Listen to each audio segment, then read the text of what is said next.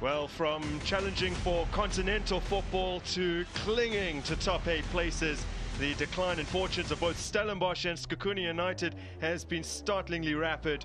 But pitted against one another today, they have the chance to claw back some of the ground they've lost in the DStv Premiership over the recent months. So we lay our scene this afternoon at the Danie Craven Stadium.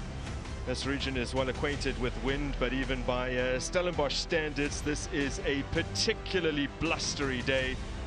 The setting, though, almost unrivaled. A picture book backdrop of peaks and vines to offset the intensity of the top flight tussle in the offing here in the Winelands. For Baroka FC. This today is his 19th top flight game. The other 18 have come in the colours of Baroka. Kept 5 clean sheets during that period in the Premiership as Justin Shonga squeezes it out to Shy. Nice low cross set up for Yusuf Mart. No offsides, and still the opportunity was on, but Mohizo a little too casual in his path. Now Ortiz dispossessed by Yusuf Mart. Sekhukhune United look up for it today. That's clever. Justin Shonga. Earlier on, we spoke about the craftiness of Shy. Look how deceitful pass it is was for Shonga. Unfortunately, that was a good recovery from Lithuania to make sure that he stops him. I mean, the clever thinking from Shy was very key, but there Lithuania showed much more strength in terms of making sure that he stops the progression from Shonga. Kabwe allowed to stride forward.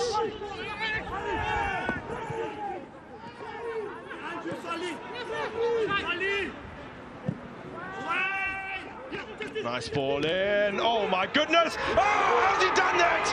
Justin Shonga! Absolutely splendid from the Zambian. Well, he's found it hard to settle at many of his previous clubs, but he seems to have found a home here at Sekhukhune United. Scored on his debut, and he's done it again now in spectacular fashion. Wow. Look how he set himself for the overhead kick, which deceived even Stevens for that matter. Input. Good ball played over by Roderick Kambe. The first touch was very good, but the overhead kick at something spectacular, Grant. What a way to get your first goal for your team. Very, very impressive.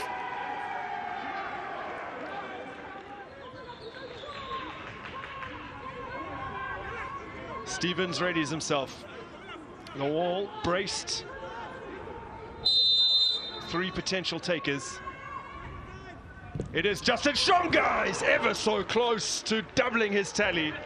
Great free kick from Shonga. As for Stevens, he just saw it late, and it was return goal immediately. It left his head, and unfortunately, the posts were not wider enough to accommodate that shot. But what a free kick from Shonga.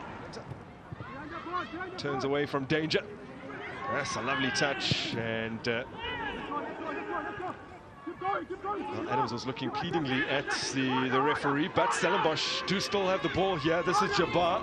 He goes gliding past one and another. Adams sets it up brilliantly.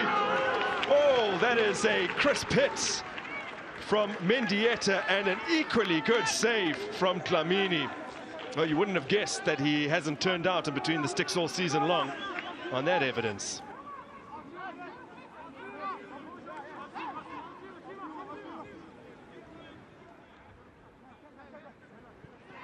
Here's Kabwe. Perhaps looking for another assist. Good ball in, whisker away from the head of Ohizu.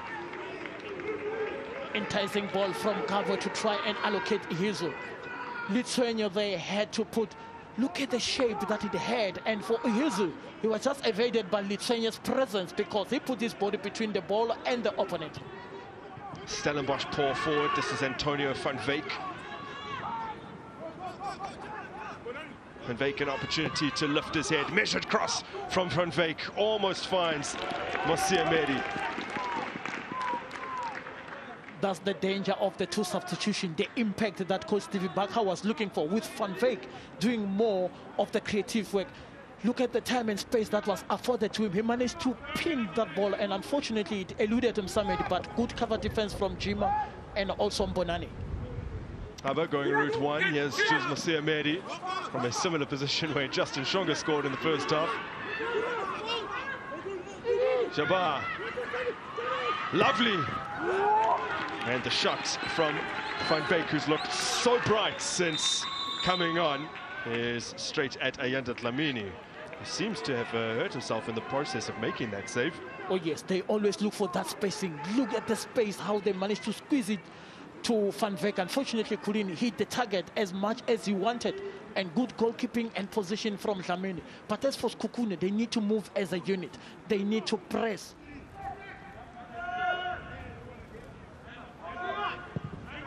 Van Beek takes.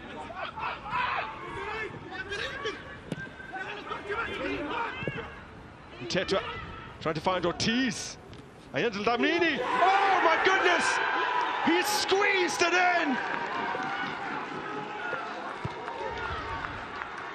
Juan Carlos Ortiz.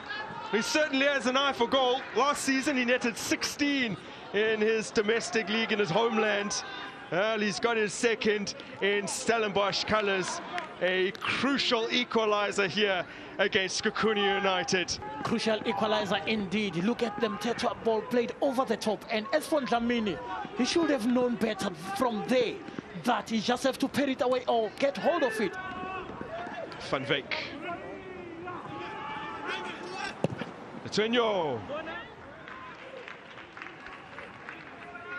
Well, stop and play, an opportunity for us to catch our breath and recollect what happened just a few minutes earlier. Stellenbosch striking the upright. Again, look at Adams, how he managed to turn and just shaved the upright. As for Ortiz, ball, he couldn't find the back of the net. Not sure what the intention was there. It's been steered out to Letenyo, low drive. Fended away by the goalkeeper. Ortiz again, had he anticipated coming closer as a third striker, he could have benefited from the low drive from Letenyo. And joining us now is the DStv Premiership man of the match, Yusuf Mart. Yusuf, you've had an exceptional season. This now makes it number 2 in terms of man of the match accolades. How do you feel about your performance today? To be honest, I feel proud of myself, working hard, putting in the effort for the team. The team is fighting, and all the players around me, they have experienced players, they're helping me, they're guiding me, and it makes me work more harder at the end of the day.